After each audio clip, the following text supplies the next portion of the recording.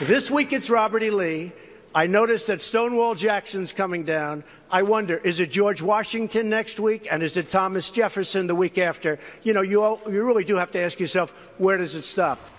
Interesting point there. Here to debate, Johns Hopkins professor Wendy Osefo and GOP political analyst Gianno Caldwell. Good morning to both of you. Thanks for being with us. Good morning. Good morning.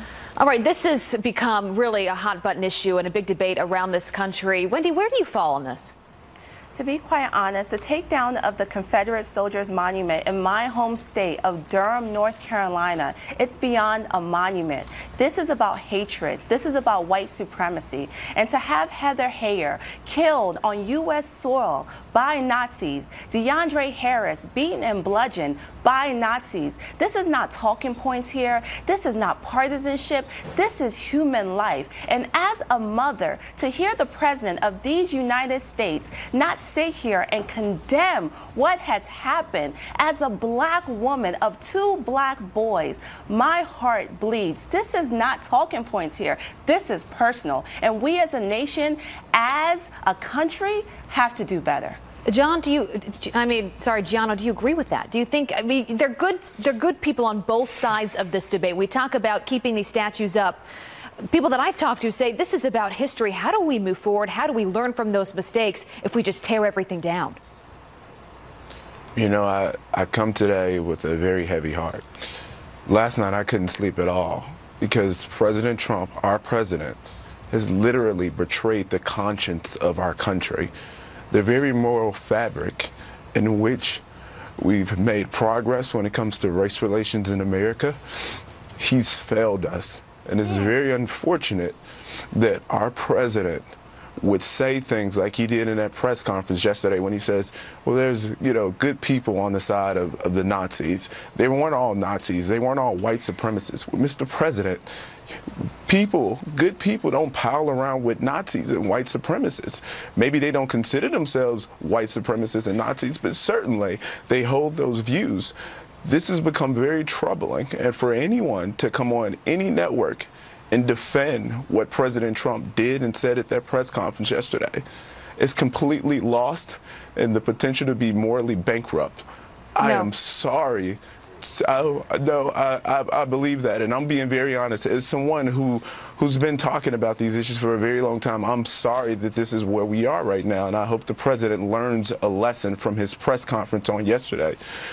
It's disturbing. Gianno, these are very sensitive topics, and it is tough to talk about. And look, this country is all about free speech. So both of you have every right to come on here and be emotional and be real and be open about how you're feeling. When we're talking, though, Gianno, about the debate of these statues and whether or not they should stay up or go down. I mean, this argument that it's a slippery slope, where does that end? Where do you fall specifically on that debate? Well, first and foremost, people who are taking down the statues, they should do so legally. If you want to petition your government, sure, do so. Obviously, you can't destroy property. That's against the law. That's obvious. But what we also must keep in mind that President Trump's comments yesterday is emboldening those who want to destroy property. And obviously, that doesn't excuse their behavior by any means. But if you have a president in office who's a moral leader, who should be a moral leader, who is saying things that people believe they may take actions into their own hands and say, look, I can go about this because our president doesn't care. My grandfather, James Earl Williams, who lived in Helena, Arkansas, where the Klan, it was a hotbed of racism there, the Klan activity, who left the South to go into the North in Chicago, who called me on yesterday, who said, look, when you get that opportunity, tell President Trump he should take a look in the mirror and look at the people, not just the black folks who may feel marginalized by his comments, but the white Americans who fought against slavery, fought against the marginalization of black folks in America, people of color, and even the Jews. Let him know that it's time to have a real conversation on race. And as I did on Monday when I reached out to the White House, I told them, I said, President Trump must speak to this country in very clear terms, very distinct terms, just like President Obama did, as Senator Obama in 2008 when we had a national dialogue on race. It's time for us to have that conversation again. Well, Wendy, absolutely look, necessary. he is the president of the United States. He is the commander-in-chief for all of us. Last we heard, Wendy, what would you like to hear more of from the president on this?